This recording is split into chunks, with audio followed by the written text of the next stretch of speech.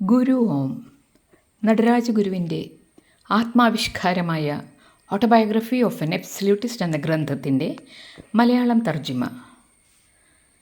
പശിക്കുന്നവൻ്റെ പ്രണയകഥ എന്ന അധ്യായം ഭാഗം 2. മധ്യസ്ഥത ഒരു കല എന്ന ഉപാധ്യായം. അക്കൊല്ലം തന്നെ നേരത്തെ എനിക്ക് ഗുരുവിൽ നിന്ന് മധ്യസ്ഥം വഹിക്കുക എന്ന കലയിൽ വിലയേറിയ ഒരു പാഠം ലഭിച്ചിരുന്നു.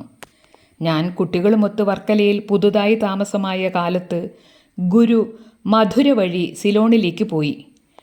അവിടെ എത്തിയപ്പോൾ ഗുരു കണ്ടത് തൻ്റെ അനുയായികൾ 2 കക്ഷികളായി പിരിഞ്ഞു നിൽക്കുന്നതാണ്. ഗുരുവിന് കൊടുക്കേണ്ടതായ ഒരു ഭൂമി നിയമപ്രകാരം കൈവശം വെച്ചിരിക്കുന്നത് സത്യസന്ധരായ ഒരു ന്യൂനപക്ഷമാണ്. ആ ന്യൂനപക്ഷത്തെ ഭൂരിപക്ഷം സംശയിക്കുന്നു. ഇതാണ് സ്ഥിതി. ഭൂരിപക്ഷം ഇതര പക്ഷത്തോട് ആവശ്യപ്പെടുന്നത് ഗുരു സിലോണിൽ ഉള്ളപ്പോൾ തന്നെ ആ ഭൂമി ഗുരുവിന് ദാനം ചെയ്യണമെന്നാണ്. തൽപര കക്ഷികളുടെ ഒരു സമ്മേളനം വിളിച്ചുകൂട്ടി ഗുരുവിനെ അധ്യക്ഷനുമാക്കി. ഭൂരിപക്ഷ കക്ഷിയിലെ ഒരംഗം മറ്റേ കൂട്ടരോട് ഭൂമിയുടെ പ്രമാണം ഗുരുവിൻ്റെ പാദത്തിൽ സമർപ്പിക്കാൻ ആവശ്യപ്പെട്ടു. മറുകക്ഷി മറുപടിയായി നിയമപരമായ ചില നടപടികൾ കൂടി നടത്തിയിട്ടേ വസ്തു കൈമാറ്റം ചെയ്യാനാവൂ എന്നും അതിന് ഒരു വക്കീലിനോട് ആലോചിക്കണമെന്നും പ്രസ്താവിച്ചു. ഇത് വസ്തു കൈമാറ്റം ചെയ്യാതിരിക്കാനുള്ള ഒരു സൂത്രവിദ്യയാണെന്ന് ആരോ പിറുപിറുത്തു. ഗുരു സിലോൺ വിടുന്നത് വരെ നിയമ തടസ്സം പറഞ്ഞിട്ട് വസ്തു സ്വന്തം കൈവശം തന്നെ വയ്ക്കാനുള്ള അടവാണിതെന്നായി ആരോപണം. അധികവും വിദ്യാവിഹീനരായ തൊഴിലാളികളായിരുന്നതുകൊണ്ട് ഭൂരിപക്ഷ കക്ഷിയുടെ ഇടയിൽ ഈ പിറുപിറുക്കൽ ഫലിച്ചു. സംശയം വെച്ചുകൊണ്ടുള്ള പിറുപിറുക്കലിൽ നിന്നൊരു തീനാളം ഉയർന്നു. അത് കത്തിക്കാളി. പിന്നെ അതൊരു അഗ്നിബാധയായി മാറാൻ അധിക സമയം വേണ്ടി വന്നില്ല. 2ാമതും 3ാമതും സമ്മേളനം ചേർന്നു. കാര്യമൊന്നും നടന്നില്ല. നിഷ്പക്ഷഭാവം പൂണ്ട ഗുരുവിൽ നിന്ന് ഏത് പക്ഷക്കാരാണ് ശരിയെന്ന യാതൊരു സൂചനയും കിട്ടിയതുമില്ല. ഒരു കൂട്ടർ മറ്റേ കൂട്ടരെ കുറ്റപ്പെടുത്തിയപ്പോൾ മറ്റേ കൂട്ടരോട് ചെയ്തതുപോലെ തന്നെ അനുഭാവപൂർവം കാതുകൊടുത്തു. കുറ്റം ആരോപിക്കപ്പെടുന്ന കക്ഷിയല്ല വാസ്തവത്തിൽ കുറ്റക്കാർ. പ്രത്യുത അവരോടാണ് കുറ്റം ചെയ്യുന്നതെന്ന വസ്തുത ഗുരു അറിഞ്ഞിരുന്നെന്നും വരാം. അന്തരീക്ഷം പ്രക്ഷുബ്ധമായപ്പോൾ ഗോവിന്ദാനന്ദ സ്വാമിക്കും എനിക്കും ഗുരു കമ്പിയടിച്ചു. ഉടനെ സിലോണിലെത്തി വഴക്ക് പറഞ്ഞു തീർക്കണമെന്നാണ് സന്ദേശം. ഞങ്ങൾ കൊളംബിലെ ഫോർട്ട് റെയിൽവേ സ്റ്റേഷനിൽ എത്തിയപ്പോൾ തന്നെ 2 കക്ഷിക്കാരുടെയും പ്രതിനിധികൾ വണ്ടിക്കകത്ത് കടന്നു വന്ന് അവരവരുടെ വശത്തേക്ക് ഞങ്ങളെ തിരിക്കാനുള്ള ശ്രമം നടത്തി. അവർ ഊരിയ വാളുമായാണ് നിൽപ്പ്. ഏത് നിമിഷത്തിലും അസുഖകരമായ സംഭവങ്ങൾ ഉണ്ടാകാം. കിംവദന്തികൾ, നുണപറച്ചിൽ, വാലുപിടുത്തങ്ങൾ, ചെവി കടിക്കൽ, ആരോപണങ്ങൾ, പുലഭ്യങ്ങൾ തുടങ്ങിയവയ്ക്കെല്ലാം സ്വച്ഛന്ത വിഹാരത്തിനുള്ള അവസരം കിട്ടി.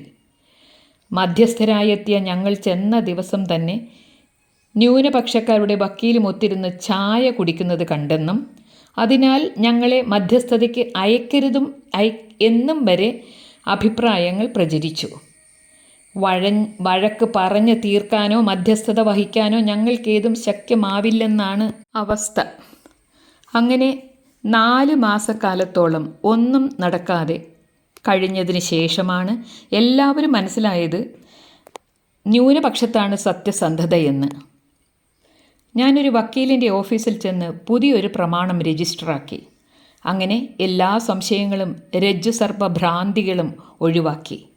ഗുരു തന്നെ അധ്യക്ഷത വഹിച്ച ഒരു സമ്മേളനത്തിൽ വെച്ചുണ്ടായ രഞ്ജിക്കൽ ബാഷ്പസങ്കലമായിരുന്നു. അതിനുശേഷം ഞങ്ങൾ സിലോൺ ബോട്ട് മെയിൽ വഴി ഇന്ത്യയിലേക്ക് മടങ്ങി. ധനുഷ്കോടിക്കും തലൈമന്നാറിനും ഇടയ്ക്കുള്ള കടൽ ശാന്തമായിരുന്നു.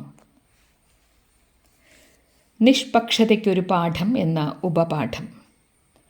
അനുരാധപുരത്തിനടുത്ത് വെച്ച് തീവണ്ടി ഒരു പോത്തിൻ്റെ മേൽ കയറുകയാൽ വളരെ താമസിച്ചതായി ഞാൻ ഓർക്കുന്നു. നേരം ഉച്ച തിരിഞ്ഞിട്ടും വണ്ടി നീങ്ങുന്ന ലക്ഷണം കാണാതിരുന്നപ്പോൾ ഞാൻ കൊളംബിൽ നിന്ന് വാങ്ങിയ പുതിയ സ്റ്റൗ കത്തിച്ച് കുമാരസ്വാമി കരുതിയിരുന്ന സാധനങ്ങൾ കൊണ്ട് ഗുരുവിന് ചോറും കറിയും ഉണ്ടാക്കി. ഞങ്ങളിരുന്ന 2-ാം ക്ലാസ് മുറിയുടെ തൊട്ടടുത്ത 1-ാം ക്ലാസ്സിൽ ഇരുന്ന ഗുരു ഊണ് കഴിച്ച് വളരെ സന്തോഷം പ്രകടിപ്പിച്ചു.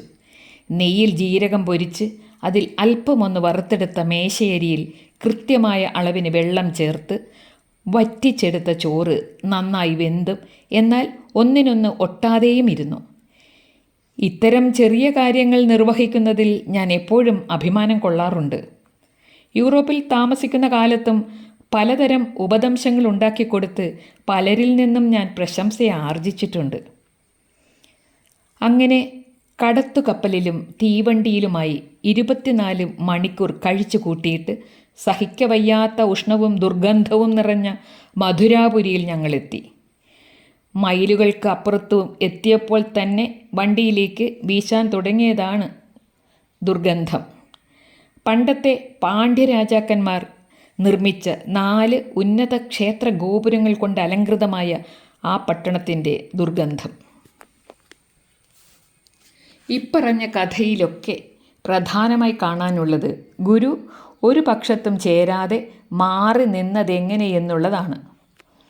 കൊളംബിലെ ആ പൊട്ടക്കുളത്തിലെ കോളിളക്കത്തിനിടയിൽ കഴിച്ച ദിവസങ്ങളിൽ തൻ്റെ നിലപാട് ഏത് പക്ഷത്തിന് അനുകൂലമാണെന്ന് ഒരു ഇമവെട്ടൽ കൊണ്ടുപോലും ഗുരു വെളിവാക്കിയില്ല.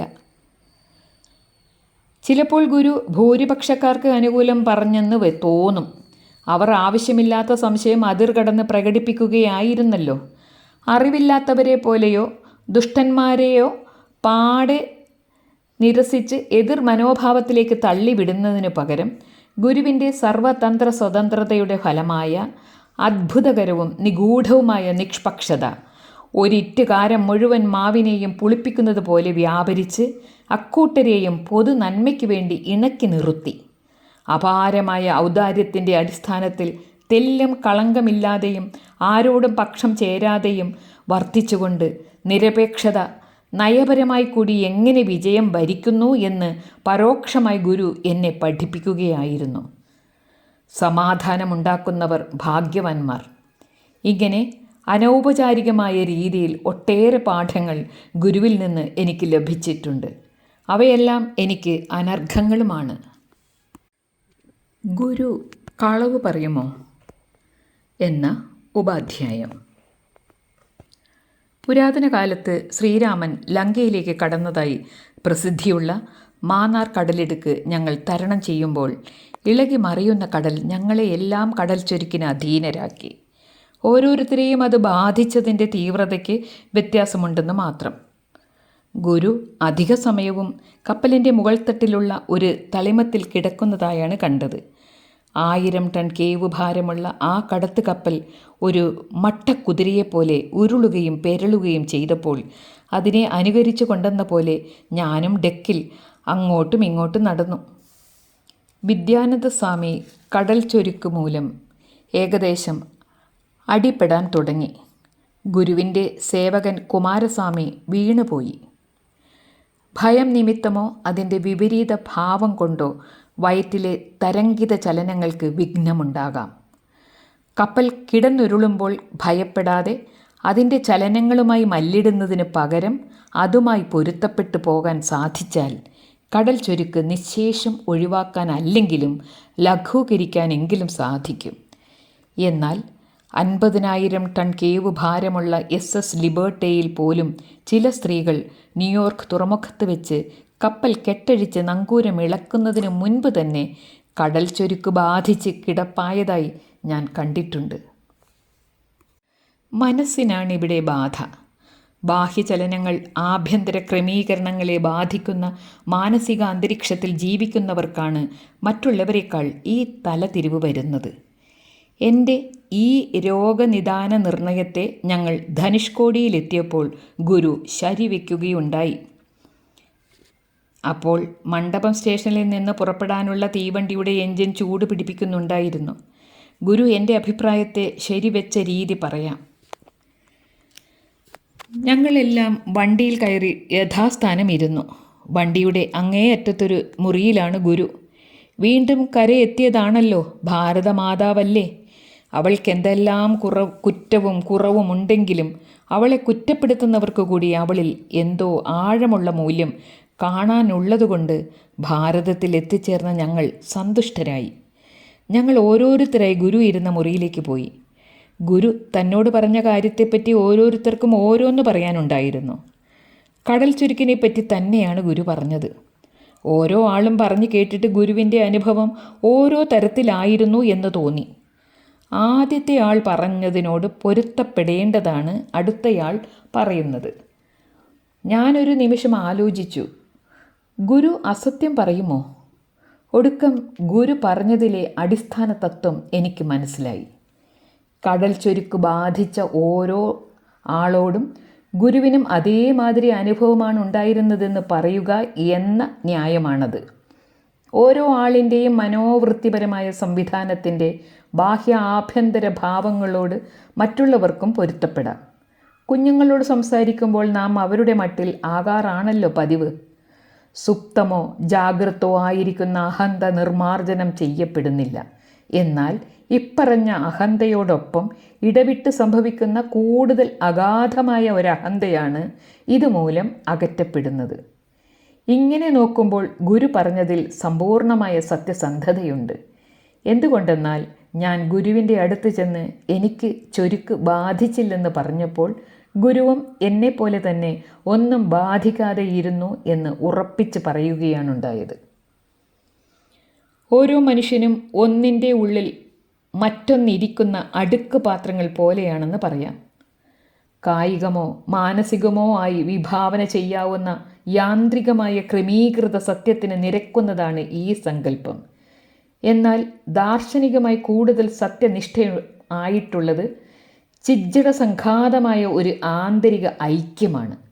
സത്യസന്ധതയ്ക്ക് തന്നെ ഇങ്ങനെ 2 അക്ഷങ്ങൾ കൽപ്പിക്കണം.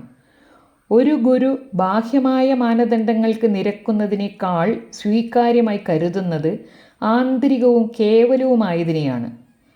ഇതായിരുന്നു സിലോണിൽ നിന്ന് മടങ്ങുന്ന ആ സ്മരണീയമായ യാത്രയിൽ ഗുരു എനിക്ക് നൽകിയ മറ്റൊരു അനർഘമായ പാഠം. ജ്ഞാനപരമായി കൂടുതൽ ഉദാത്തവും വിലയേറിയതുമായ ഒരു സത്യം പ്രകാശിപ്പിക്കുന്നതിന് വേണ്ടി വേണമെങ്കിൽ കള്ളം പറയാമെന്ന് ഗുരു തെളിയിച്ചു. ജ്ഞാനഗുരുവായിരുന്നല്ലോ അവിടുന്ന്. ഒരു അപ്രധാനമായ സത്യത്തെ ഒരു മഹത്തായ അസത്യത്തിൻ്റെ പ്രകാശത്തിൽ നിരാകരിക്കാം. മാമൂലനുസരിച്ച് സത്യമെന്ന് പറഞ്ഞാലും അസത്യമെന്ന് പറഞ്ഞാലും നിരപേക്ഷമായ ആനന്ദമെന്ന മൂല്യമാണ് ഗണനീയമായിട്ടുള്ളത്. സത്യം ഏകമാണ്. എന്നാൽ സാധ്യതകളും സംഭാവ്യതകളും കൂടിക്കലർന്ന് സാപേക്ഷമായ സത്യാസത്യങ്ങളുടെ കൂട്ടുപിണച്ചിൽ ഉണ്ടാകുന്നിടത്ത് മനുഷ്യന് സംഭവിക്കാവുന്ന കള്ളം മൂല്യമുള്ളതോ നിരർത്ഥകമോ ആയിരിക്കാം. അത് കാലദേശ നിബദ്ധമായ സാഹചര്യങ്ങൾ മാത്രം ആശ്രയിച്ചിരിക്കും. ഇതാണ് ജീവിതത്തിലെ അനിശ്ചിതത്വം നിറഞ്ഞ ജടിലമായ മൂല്യങ്ങളുടെ മേഖല. ഇതിന് സാധാരണ ജനങ്ങൾ പരമാർത്ഥ സത്യത്തേക്കാൾ വില കൽപ്പിക്കുന്നു. പരമാർത്ഥ സത്യമാകട്ടെ വസ്തുതകളുടെ പ്രത്യക്ഷമായ ഉപരിതലത്തിനേക്കാൾ അഗാധതയിലാണ് സ്ഥിതി ചെയ്യുക. 2ാം ഭാഗം പൂർണ്ണമാകുന്നു. ഗുരു ഓം തത്സത്.